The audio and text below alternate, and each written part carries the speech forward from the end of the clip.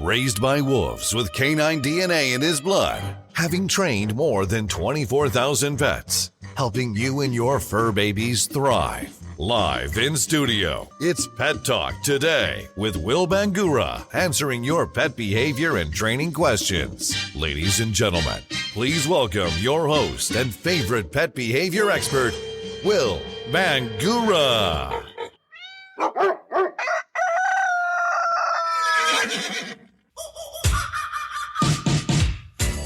Good Saturday morning, everyone. I'm Will Bangura. And I'm Jordan Marsteller. And you're listening to Pet Talk Today here on Facebook Live. We're here each and every Saturday morning from 9 to 10 a.m. Pacific time. That's Mountain time as well.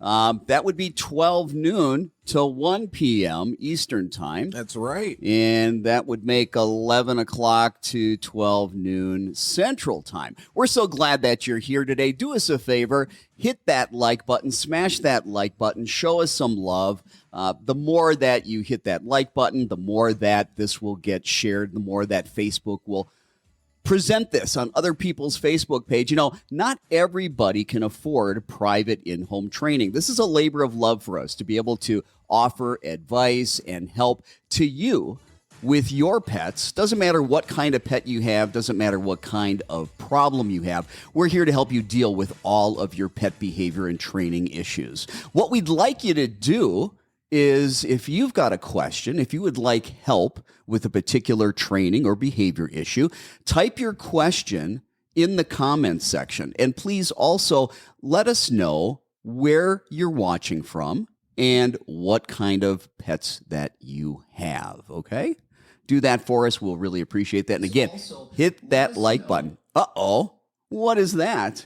Little technical difficulty. Well, good morning, Mr. Marsteller. How are you? Good morning. Good morning. I'm actually pretty good. You know, I feel really revamped this morning. I woke up feeling really light and just great today, you know? However, later on in the show, we have a very interesting thing to talk about. So we've got a story we're going to talk about that. So don't go anywhere. We've got a story later on in the show that we know you're going to be interested in. Did you walk your dog today? Oh, actually, you know, I walked my dog today, yesterday, and the day before. Did you know that it is National Walk Your Dog Week? Look at that. Hey, I'm on track. Yeah, so everybody get your dogs out there. If you're struggling with your dog pulling on leash or a dog that's reactive, scroll down in the Facebook page and you'll see that, I think it was 2 weeks ago, we did our show on loose leash walking and how to deal with leash reactivity. Yeah, exactly. So nobody has any excuses as to why they can't walk their dogs this week. Yeah. Anybody got a pit bull? Any pit bull lovers out there? Well, it's also National Pit Bull Awareness Month. National Pit Bull Awareness Month. And a lot of people don't know that there are about 30 breeds of dogs.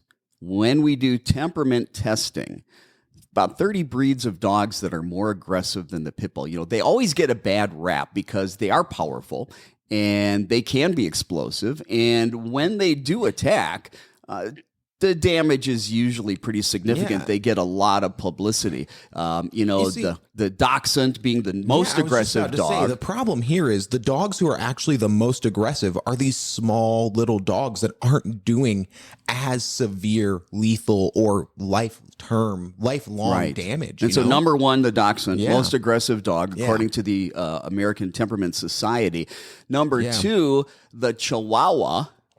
I would have guessed that one. And number three, not far behind, Jack Russell Terrier. Look at that. Yeah, the Jack Russell Terrier. Let me tell you, I had a Jack Russell growing up. Her name was Layla. Sweetest dog ever, except for when she wasn't. This dog, she ruled the roost with an iron paw. Let me tell you. I had a Jack Russell. His name was Lil Dude. Lil apostrophe Dude. Of course, you know, being a Jack Russell, he would do things that he shouldn't do. And then, of course, it was Lil Fucker. Yeah. That's right. If you've got kids watching, cover their ears. That's okay? right. That's right. So anyway, like I said, we're here to help you deal with all of your pet training and behavior issues. If you've got a question about your pet training, behavior issue, please type that in the comments section. Also, let us know where you're watching from and what kind of pets that you have. Hit that like button for us. Please share this to your Facebook page. Jordan, do we have any questions currently in the queue? Absolutely. Well, We let's have get started. plenty of Let's start answering questions. some questions. We have plenty of questions. All right, so let's scroll up. I saw one right here. And this one is from Donna. Or I apologize. This is from Toya. Toya. Yes. Sorry, yes, Toya. Yes. All right. What does Toya have to say? And she's from New York City. New York. All How right. do I stop my Yorkies from peeing in the house? Boys and girls. Boys and girls. Well, I have to tell you, and I'm serious about this. In my 30 plus years of training dogs, I think the Yorkie is the most difficult dog to potty train. And I don't say a lot about breed specific behaviors. It's just been my experience. They're very, very difficult to potty train. The first thing I want to tell you is if you want very in-depth information on how to potty train the most difficult dogs, you need to head on down to the Pet Talk Today podcast. On the Pet Talk Today podcast, season 1, episode 16, we've got 45 minutes of in-depth, detailed information on how to potty train the most difficult of dogs. If you follow the guidelines in the Pet Talk Today podcast, season 1, episode 16, on how to potty train a dog, I guarantee you're going to have success. You can go to Google. You can do a search, Pet Talk Today podcast. You can go to Apple Podcasts, Google Podcasts. You can go to Spotify. You can go to Audible. Any of the hosting platforms that host podcasts, you'll find us. And again, go to season 1, episode 16. The number one thing, I can't go into all the details, it's 45 minutes, but the number one thing everybody needs to do if they've got a dog that's going to the bathroom in the house, you've got to keep the dog in your eyesight at all times. And when you cannot have your dog in your eyesight, you need to crate your dog. What we need to do is eliminate accidents that are not caught. It's not the end of the world if your dogs have an accident. It's the end of the world if they have an accident and they don't realize, they don't understand because you weren't there to teach them. That's not okay. Otherwise, dogs start thinking going outside's optional. Going inside is optional because there's not that consistency. But the best thing I can do is point you in the direction of Pet Talk Today podcast, Season 1, Episode 16. I can't do you any justice here because there's 45 minutes of detail there. Try that out. Go there. I want you to work that program of potty training, and then I want you to come back in a couple weeks, and I want you to report back and let us know how things are going. That's right. All right? Very good, Toya. Hopefully that helps you. Love you guys in New York. Appreciate you watching. All right. So we have Donna. Now this time it is Now Donna. it's a Donna. Yeah. Donna wants to know how you stop a puppy from biting and jumping on small children. And if you don't mind, I'll take this one, Will. Well, before you do that, why anybody wants to have a small child is beyond me. Okay. I mean, they're problematic. I don't know if you've seen them, but they yell, they scream, they do all kinds of things. I think they might even be a little bit more aggressive than the Dachshund. Yeah. But anyway, let's answer Donna's question regardless. Now, here we go. So the first thing that you're going to do is you have to teach your dog an alternative behavior without any distractions present. So teach your dog how to sit or lay down or go to place. Any of the three will work. But you start teaching that when there is nothing going on around the house. Then, when the small children come into the room, come into the house, come into the door, wherever, come into the backyard, you will then tell your dog to do that behavior that you have taught them. When they give you that behavior upon request, you will then reward your dog for doing it. Plain and simple. If your dog gets up, decides that they want to go try and jump, you will redirect, put them back into the position that they're supposed to be in, and continue rewarding them for staying there. Okay? That is step 1. You're just teaching differential reinforcement, an alternative behavior. After you've done that, if that's not working, you've been rewarding and rewarding and rewarding this alternative behavior, the desired behavior through positive reinforcement. The next thing that you're going to do is you need to implement that whenever the dog tries to jump, you're going to cross your arms, give your back to the dog. Do not push the dog off. Do not try and, yell at the dog. Nope, none of that. Just turn your back on them. Completely ignore the dog. And the dog's going to realize that they're not getting anything out of this jumping behavior. Okay? And you're going to keep doing that in addition to giving the dogs that command of sit or down or place and rewarding that. Now, you've been practicing this for like a week or two and it's still not working. Okay. If that's the case, now you can start adding in things like maybe when the dog goes to jump, you walk through the dog, right? I'm not telling you to kick your dog. I'm not telling you to harm your dog. I'm saying that if your dog keeps jumping, make it a little uncomfortable for them, okay? Give them a reason to think, oh, I don't enjoy every time that I jump. They literally just walk through me, and then put them in a timeout. 2-minute timeout in their kennel. If they're barking, whining, and crying, don't let them out. Once they get quiet, then you let them out. And you're going to see that your dog realizes, man, I jump, I get put up, or I get walked through. I don't jump, I get lots of yummy stuff put in my mouth. And your dog very quickly is going to realize this is the desired behavior. I hope that answers your question, Don, and I really hope that helps anybody else that has a similar question. Let's see. What else? We have... from Karen. Not certain where you're from, Karen, but she has a 1-year-old Havanese male. He does not let anyone touch him except for her. Is there any way to fix this? Well, let me take that one, okay? First and foremost, your dog doesn't want anyone else touching him. Yeah. So, my question is this. How important is it for other people to touch your dog? That's a good question. How important is it? What's your lifestyle like? Okay. Are you grooming your own dog? Does your dog need to be groomed? Does your dog have a lot of health problems? Is it going to be going to the veterinarian where it's going to be handled a lot? Okay. How far we want to take this in terms of helping the dog be touched. Now, if this dog is scared of everything except for you, and if the dog is scared of a lot of things, maybe not everything, but a lot of things except for you, and if the dog that's afraid of all these things is making just very, very slow progress or no progress at all, there might be a contributing factor to this behavior problem that's medical. So keep that in mind, folks. If most dogs can handle most things in life. And every dog can startle. Every dog can be afraid of things. It was thundering and lightning, rain showers last night, and my dogs jumped. Heck, I jumped when the thunder cracked. But I recovered quickly. My dogs were back to normal within 5 seconds. If you've got a dog that experiences fears, and they're widespread, there's lots of different things they're afraid of, and the things that they're afraid of, if there's no real threat, but they're perceiving it as threatening.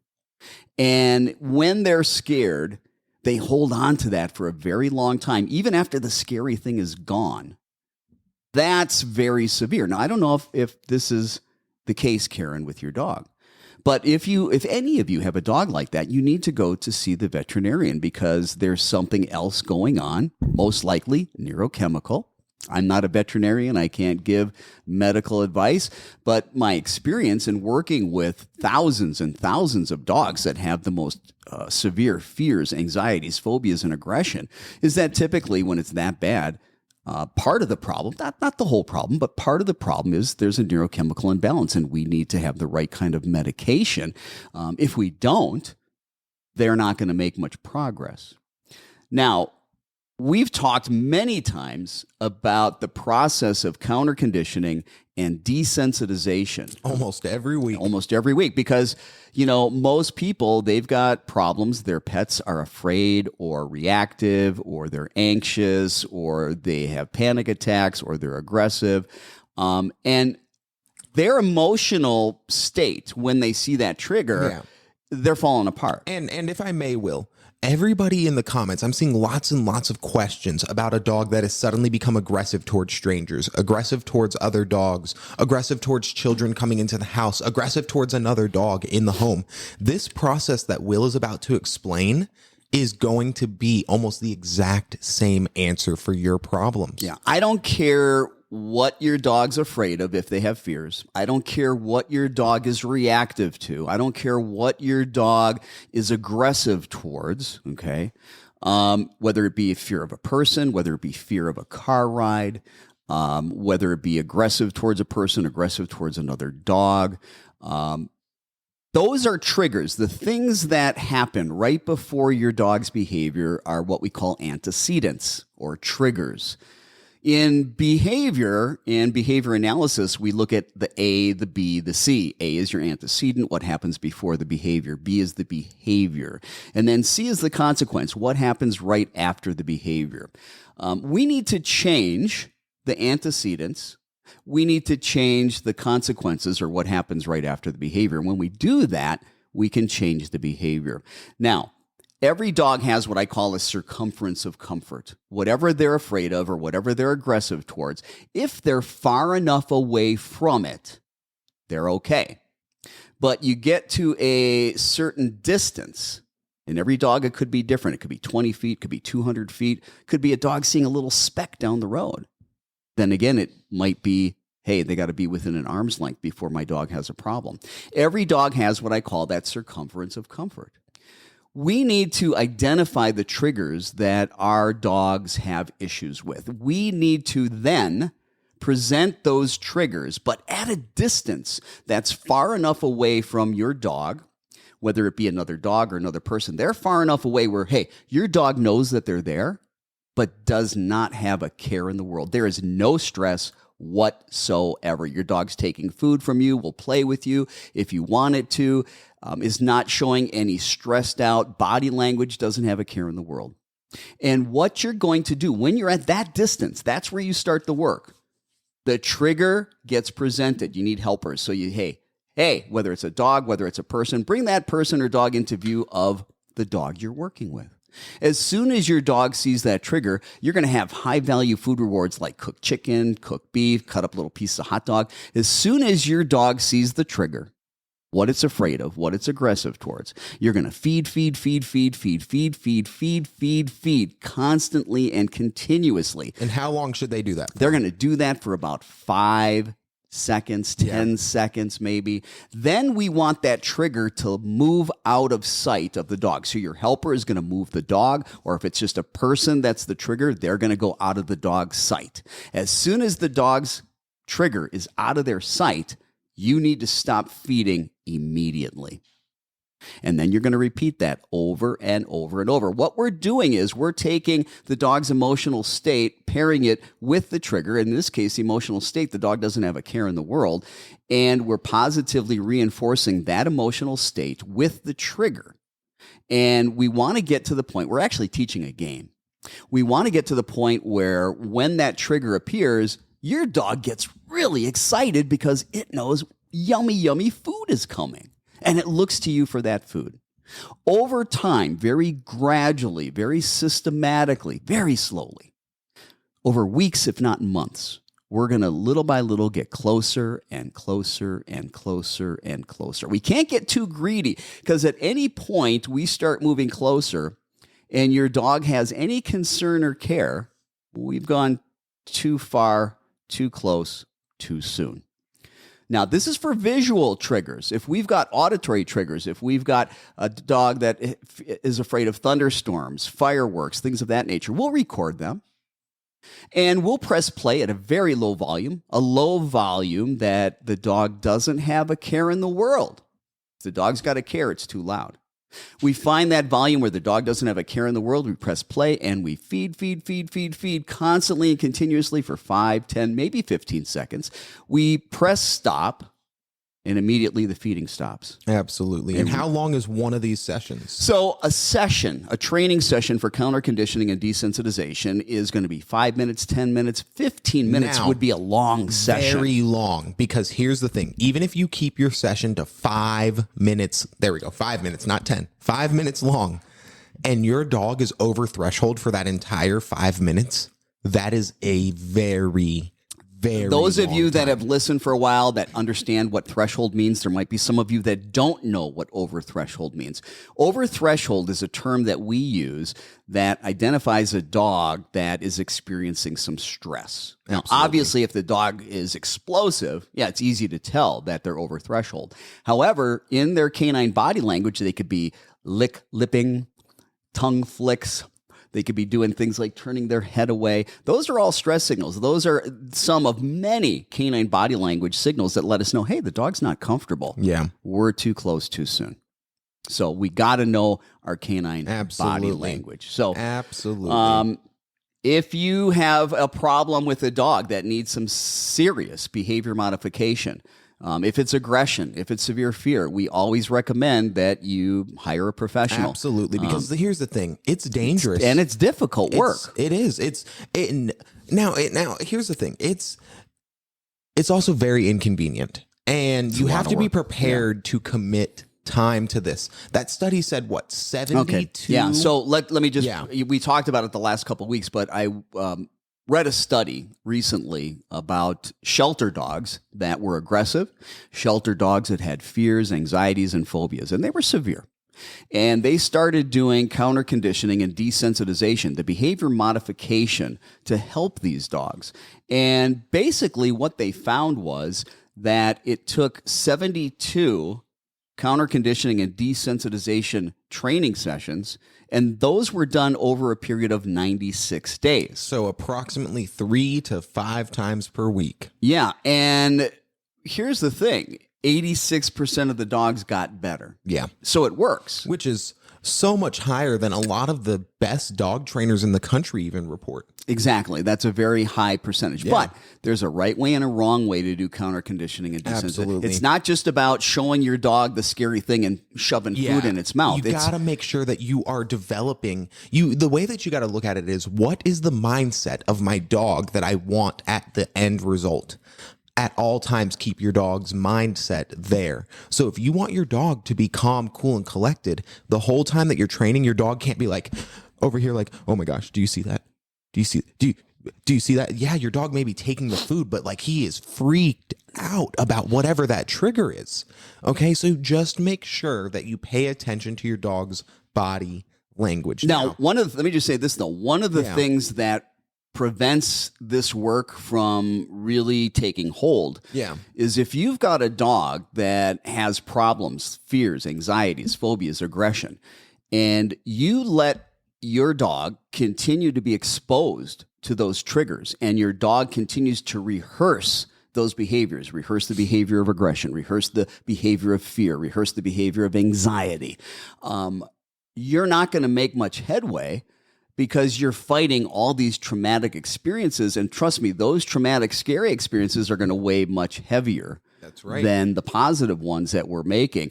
And what you have to do while you're doing the work, the hard work of behavior modification through this counter conditioning and desensitization, you need to avoid all the triggers. Yeah. You need to avoid all the triggers. The only time that your dog should be in front of a trigger is when you're doing a training session. You're able to control it. You're able to make sure that things turn out right.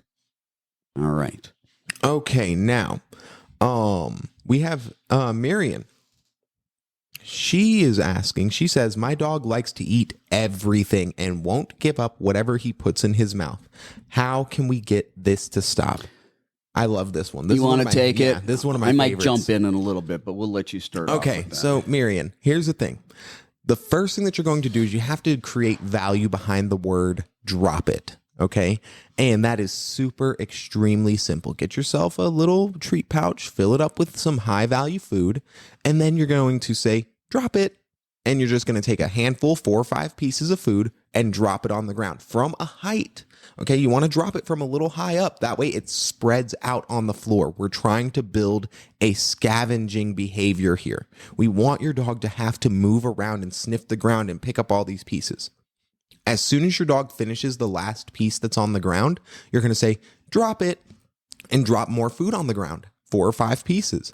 Let your dog scavenge around, sniffing around, getting those pieces, and then again and again and again and again. And what happens is your dog hears drop it and they poof, stare right at the ground. They become conditioned. Exactly. That, hey, when I hear drop it, there's good stuff on the ground. So if I got something in my mouth, I'm going to let that go to pick up the food. Exactly. Now, a lot of people think, okay, great. So now that my dog understands that it's going to spit something out, I'm done. No, you're not done yet, because now is the point where you can either A, condition a well-trained drop it, or poison that cue for the rest of your dog's life. All right. And what I mean by that, by poison it, I mean, make it to where your dog hears that and goes, nope, I'm not doing that, because bad things happen. So a lot of people think, okay, cool. I say, drop it. My dog spits the item out. I'm going to take that item. Wrong. Instead, your dog has the item and I say, drop it. They put it down. They pick up the food and I let them take the item back. Now, obviously, we don't want to let the dog have certain items in their mouth. So you're not going to do this. Like, your dog comes running inside with a bird in its mouth. I'm not telling you to let them get the bird back. I'm telling you, you start out with a toy. You start out with a ball. You start out with a bone, something that your dog is allowed to have. And you say, drop it, throw the food on the ground. They're going to spit out that item.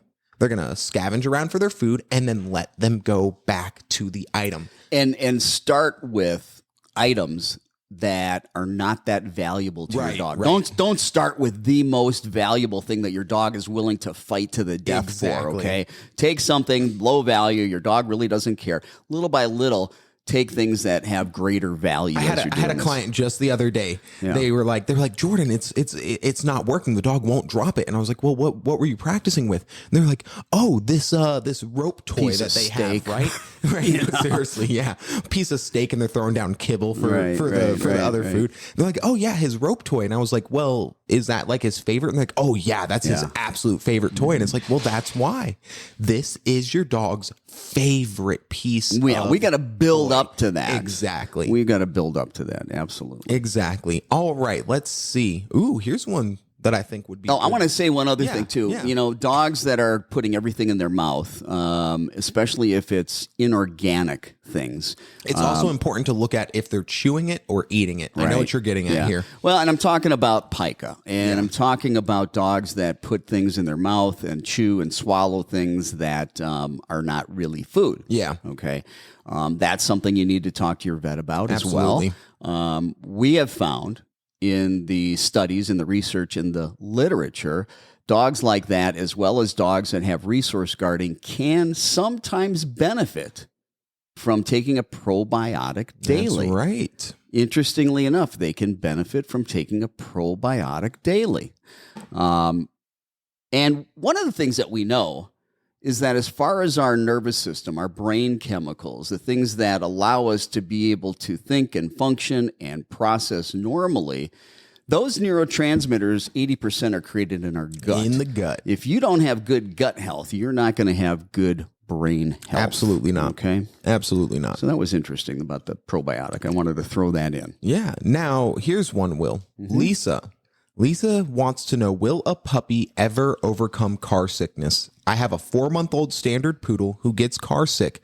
I even hold her water and food prior to traveling. What can I do? Well, the thing about being car sick, okay, most of the time it's such intense levels of fear and anxiety that cause the stomach upset. And once we deal with the fear and the anxiety of car rides, then typically the stomach upset is going to be able to go away with. Now, we had talked about counter conditioning and desensitization, and we talked about triggers. Well, car rides, that can be a trigger for a lot of dogs to have extreme fear, phobias, anxiety. You know, some dogs, they just have a panic attack. They just start drooling profusely. And anytime you see your dog, unless there's food that's around, entirely different. Okay, but anytime when there's not food and you see your dog just drooling profusely, most likely, everything is context specific, but most likely the dog's having a severe panic attack. Now, when we go take our dogs for a car ride, there are many steps that we do before that.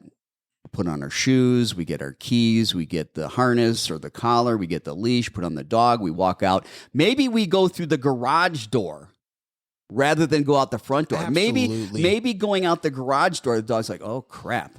The only time we go out this door is when they take me in the car. Exactly. And now all of a sudden that fear, that anxiety really kicks in as you're walking out the garage door. It starts there. And maybe ask yourself, where do I take my dog every time that I get in the car? Is it a nasty, bad, scary place like the vet? Is it only the veterinarian? groomer? Is that the only time that your dog ever gets in the car because you're going to the vet or the groomer? Mm-hmm. How about once you've done the work, you take your dog in the car and you just do a quick lap around the block. Not even. Do a quick 20 feet down the road, come right back. One and of let the dog first out. things you've got to do is you've just got to, wherever your dog starts getting nervous, at whatever point, whether it's putting the leash on, touching the handle of the door of the car, wherever your dog starts showing concern, you only go up to just before the concern. You got to see, where was my dog not concerned? Bring your dog to that point, feed, constantly and continuously for 5, 10, 15 seconds would be a long time. Turn the dog away. Bring the dog back to that position. Feed, pairing high-value food rewards, making this positive. Stop feeding, take the dog away. Now, maybe that's 10 feet from the car, and you've got to do that for several weeks. And then maybe the next step is you can touch the door handle of the car, and you got to feed. Let it go. Stop feeding. Touch the door handle, feed. Let the door handle go, stop feeding. Then maybe the next step is you open the car door an inch. Feed. Close the car door. Open it an inch. Feed. Close the car door. Then maybe opening it up 6 inches and 12 inches. And then maybe having it open and bringing the dog 1 step towards it. And then 2 steps towards it. And then putting food on the seat. And the dog just sticks its head in there and takes the food off the seat. You've got to take little baby steps. The whole process of getting your dog in that car, break it down in little baby steps and take months to counter condition and desensitize this. Once you get the dog comfortable in the car, the next step would be turn the car on, feed, turn the car off. Turn the car on, feed, turn the car off. Then it would be, the next step might be putting it in reverse, going back 5 feet, putting it in park, going in reverse, feed, putting it in park, stop feeding, go in reverse, feed, put it in park, stop feeding. And we would start our movement and our distance in little sections or little spaces. Absolutely. You know, it'd be a block, 2 blocks, a mile.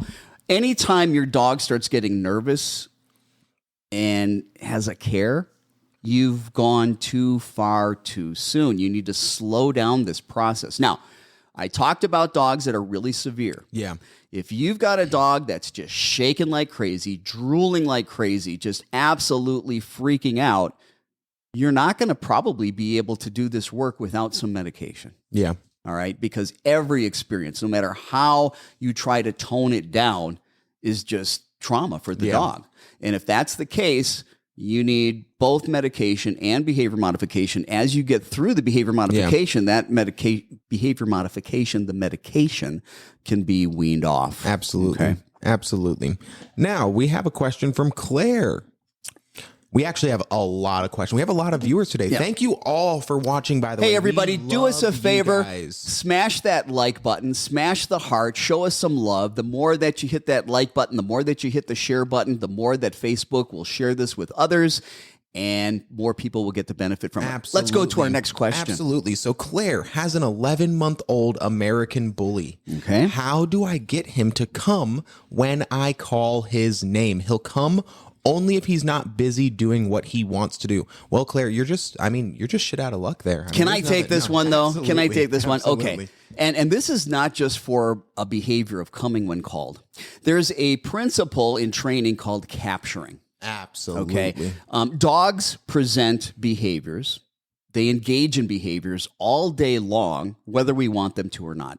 My dog sits, 100 times a day, lays down 100 times a day, comes running up to me for a kiss or being petted or get a treat, 100 times a day.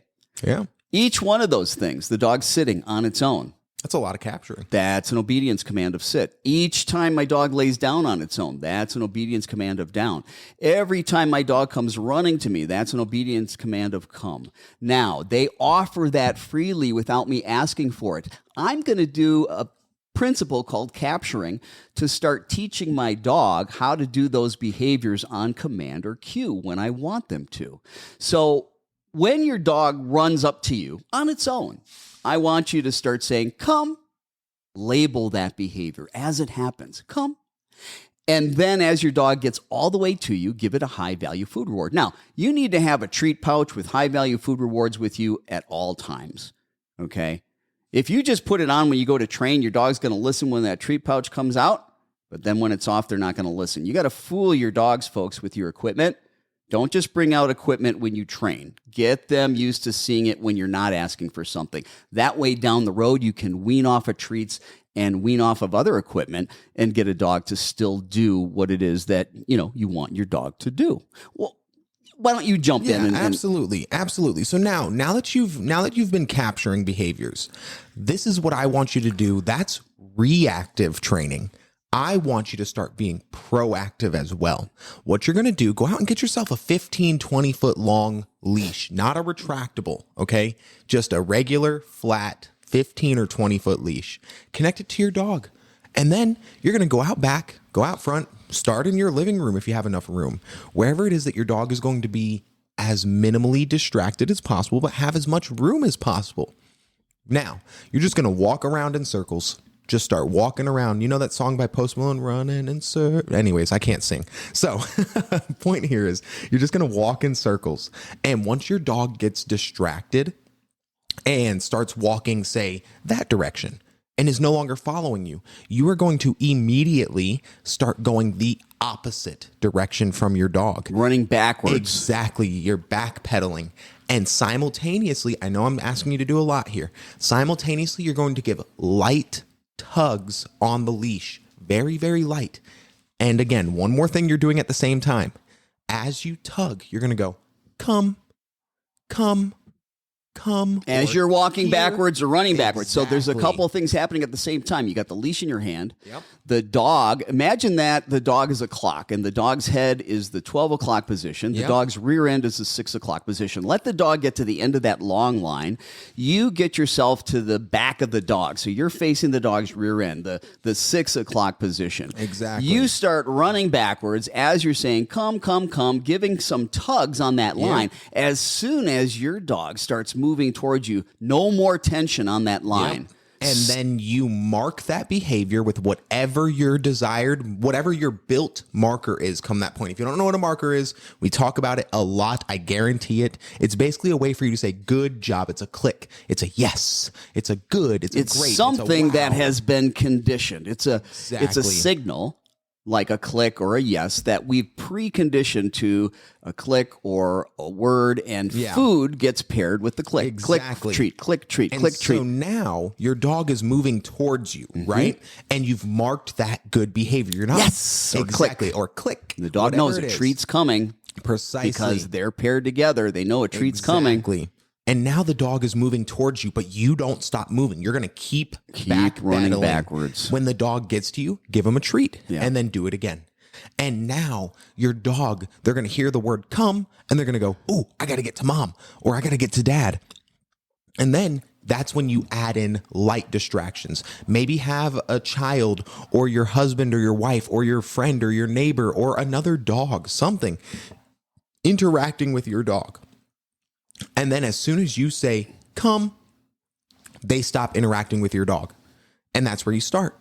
And then it turns into they're interacting with your dog and you say, come, but they keep interacting with your dog. So now they have to leave the interaction and we're teaching them to leave the distraction. And then you add in toys, add in food when they're at their food bowl, maybe something that's a little bit less valuable for them because, you know, if I've got them on a high value treat over its kibble, they're going to pick that high value treat. So maybe they're eating their food and keep them on that leash and you go, come, come, and you pull them off of the food, and you teach them to leave their food to come to you. Now, I want to mention something because earlier you talked about poisoning cues. Yeah, and absolutely. if there's any command that gets poisoned, it's the come command. Absolutely. And we talked about it briefly, but I want to just paint the picture for you again. Your dog gets something that you don't want it to have, and you're like, get over here, come. The dog gets you, and you take it away. And that's the dog's experience. Yeah. The dog learns that, man, every time you call me, you take away something I like. Why the hell should I come to you? That really sucks. Exactly. That's called poisoning the cue. Absolutely. Listen, anytime your dog comes to you on its own, anytime you call your dog to you, be happy, be excited, praise them, give them food no matter what. You know another big way that people poison that come command, Will? Yeah. It's when your dog runs out that front door or you drop the leash. Oh, yeah, the dog runs away. Yep. Max! Get back here! And then finally Max comes back. And then what Bad do you do? dog, Bad bad dog. bad Yep, dog. exactly. The dog just goes, oh my God, I came back to you and you're beating me? Right, exactly. What? The dog's gonna be like, I'm not coming back to you. Not today. You know, I've got schnauzers, miniature schnauzers, Yeah. okay, which are just barking things, Absolutely. okay? They're just little things that bark. They just bark at everything, okay? You know, they should have just called the breed Bark, okay? And I got a doggy door, so they run out that doggy door, and they're barking at whatever's going on in the backyard. They hear the neighbor's dogs or something like that. And so it's okay for them to bark, but what's not okay is excessive barking. I mean, I'm not going to make my dogs mute, okay? So what I've done is they run out that dog door, they start barking, I call my dogs to me, they come running to me, I give them all kinds of praise, they come in from outside, they're no longer barking, I'm loving on them, good dog, then they go back out, maybe a little while later they start barking, as soon as they start barking, I call them back to me, they come in, they're all excited, I'm excited, and I've done that for quite a while. Absolutely. You know what happens now? What? My dogs are outside. They bark. After a couple of barks, they come running in to check me out. To see if you're going to give them love. Yeah, and guess Look what? at that. I give them love. Isn't that so weird? I did that over and over and over.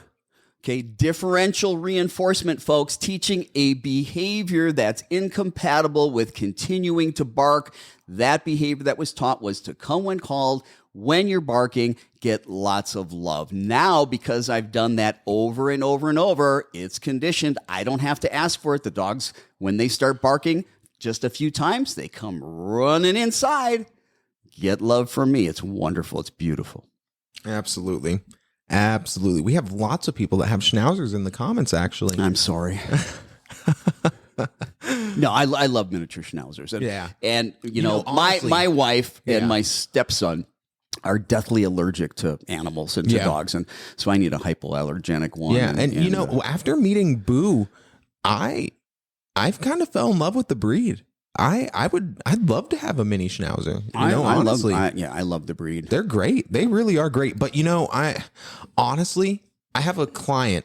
Well, actually, now you have a client that has Anatolian Shepherds, and that was a nice dog.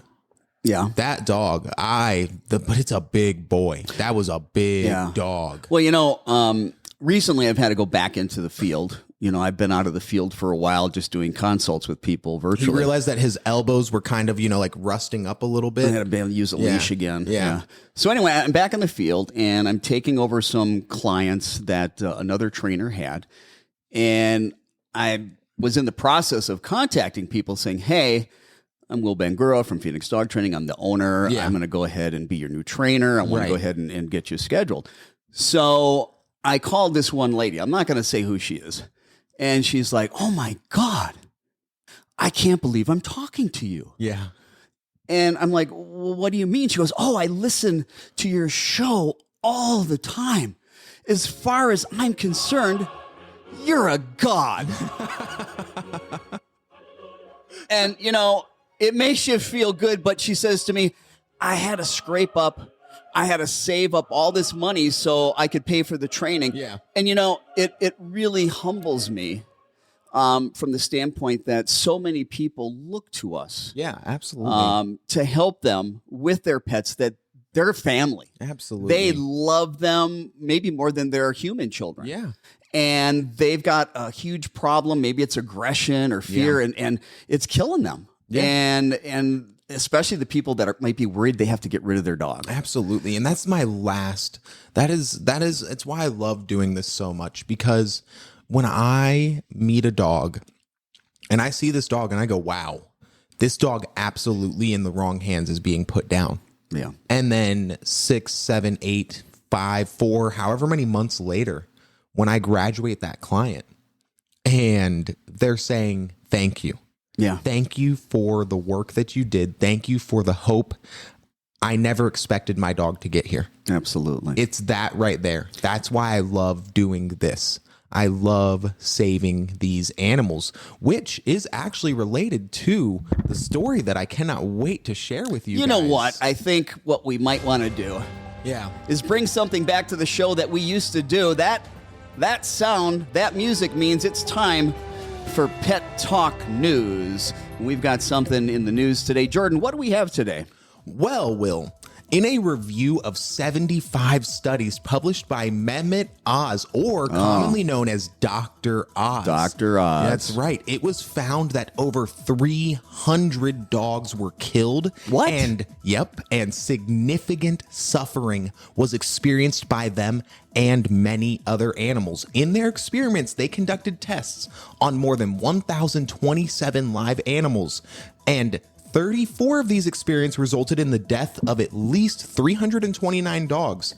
In 2 other experiments, this resulted in the death of 31 pigs, and 38 other experiments killed 661 rabbits and other rodents. In fact, in one case, a dog reportedly experienced lethargy, vomiting, paralysis, and kidney failure as a result of the experiments, and was not even euthanized for 2 days. Well, Dr. Oz, you belong in the Hall of Shame, and that's where we are putting you today. Absolutely. And that's Pet Talk News. Hey, let's get back to some questions. Of course. Let's see what we have here in our comments.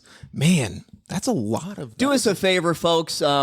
If you're just joining us, I'm Will Bangura. And I'm Jordan Marsteller. And you're watching Pet Talk Today. We're here each and every Saturday morning helping you with your pet behavior and training issues. Hit that like button for us. Please share this to your Facebook page. And we're going to go ahead. If you've got a question, type it in the comments section. Let us know where you're watching from, what kind of pets you have, and we'll help you with your questions. Jordan, let's go to the next question. Absolutely. So Linda says, my 2 dogs have a chewing problem. They chewed my internet cable cord that was attached to the outside of my house. At time, that's dangerous. That could have resulted in some injury. I don't know. Does coax have electricity? Oh, absolutely. Coax runs electricity through it. Yep. They chewed my internet cable cord that was attached to the outside of my house. At times, they'll even chew on my wood fence. How can I stop that behavior? That's a good question. So, do they need their teeth? That's what I was thinking. Yeah. I was thinking removal of teeth might be a good option here. Anyway, let's come up with a different answer. So, Linda, basically, the first things first. Earlier, we already kind of spoke about pica, right? Eating of non-food items. So you gotta look and realize, are your dogs just chewing it up, or are they actually chewing and swallowing? Okay, because if they are swallowing these non-food items, that might be something that you need to bring up with your veterinarian, figure out what's going on there, get some labs done, maybe get your dog onto a daily multivitamin, things like that. Excuse me. Now, chewing of the fence, that's wood. That is, it is organic in a way, but it's not food. So you gotta ask yourself, is it happening only when the dogs are outside? Is it happening only when they're alone? Is it happening all the time, even if I'm in front of them? Did she say how old the dog is? Let's see. No, she did not. Let us know if you're listening. It's Linda, right? Yeah, Linda. Linda, if you're listening, I want you to let us know how old your dog is. Because here's the thing, folks. If you've got a dog that's 7 months, 8 months, or younger, the dog's probably teething. And that's one reason why they're going to chew. Jordan was talking about whether a dog is chewing on organic items. They may be lacking something in their diet if everything they're chewing on that they shouldn't is organic. Wood's organic. Exactly. The other thing, is going to be, what is the quality of the dog food you're feeding? Exactly. All right. How is your dog processing the food? Is your dog breaking down all the nutrients, or is your dog maybe pooping some of that out and not getting everything that it needs? Are we seeing maybe some carpophagia? Is the dog eating its own poop? Exactly. You know, these are all things that we have to ask. So, Linda, answering that question is actually a little difficult. Yeah, I mean, there could be a lot of different factors, but let me break it down into Yeah. the simplest thing, okay? If you've got a dog that's being destructive, I don't care what the problem is, getting on the counter, grabbing things, chewing things that shouldn't, going to the potty in the house, the number one rule, said it earlier when we opened the show with the gal that had the dog with the potty training issue. Number one rule, when you cannot watch your dog, when you do not have your dog in your eyesight, you must crate your dog. It's not the end of the world if your dog does something wrong. It's the end of the world when your dog does something wrong and you're not there to teach. You're not there to instruct because you weren't watching.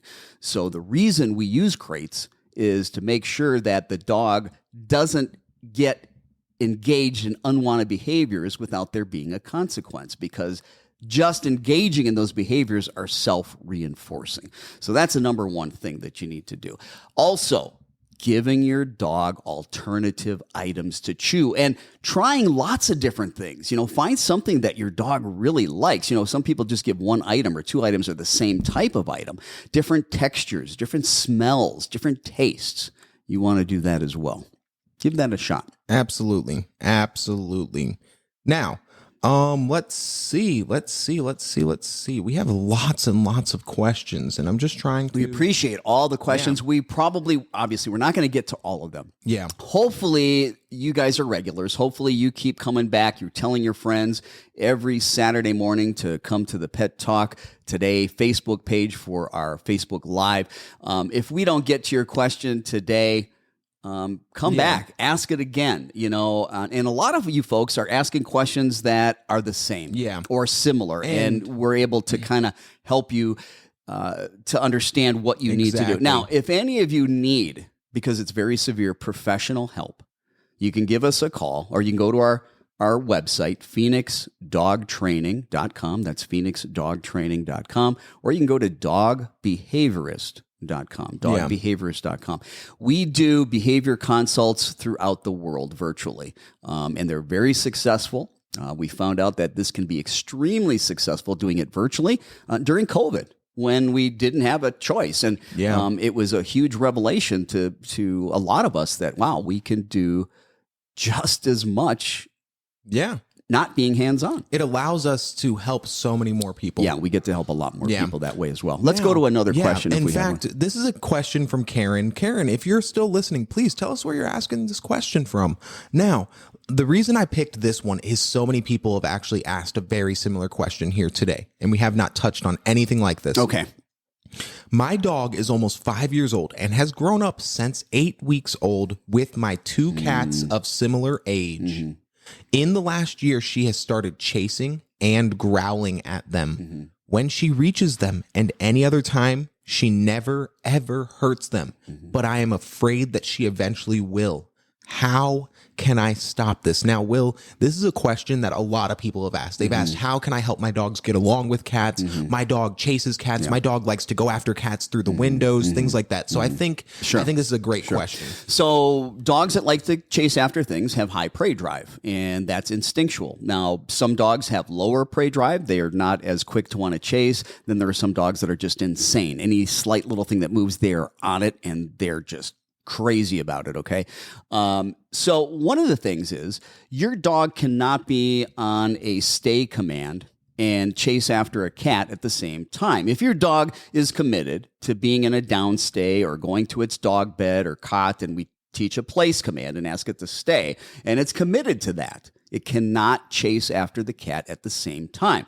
So one of the first things we need to do without cats running around is we need to teach a very, very reliable stay command. I like using the elevated dog cots.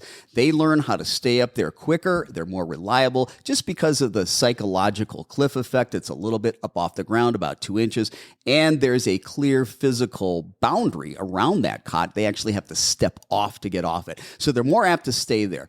We begin to teach them to stay on there. We start giving distractions, proactively baiting. If the dog takes the bait, we put them back on command. We do not reward that. We bait them and coax them again. If they don't take the bait, we reward them. It's a little black and white game so they can learn how to stay very strongly with a lot of permanence, a lot of reliability, with a lot of distractions.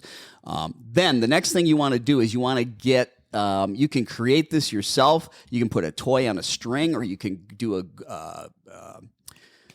Amazon. Go to Amazon and put in dog flirt pole, okay? And basically, it's a toy on a string or a stick, and you're moving it around really fast, and it's going to get the dog all jacked up, and your dog's going to want to chase it. You're going to use that as distraction. You're going to start moving that around slowly to begin with. As your dog does not take the bait and stays, you reward. If your dog takes the bait, you're going to recommand, put the dog back on command, no reward. Little by little, you're going to get that flirt pole going like crazy. Okay. And you're going to just do the same thing. If the dog takes the bait, put the dog back on the cot. If the dog doesn't take the bait, reward.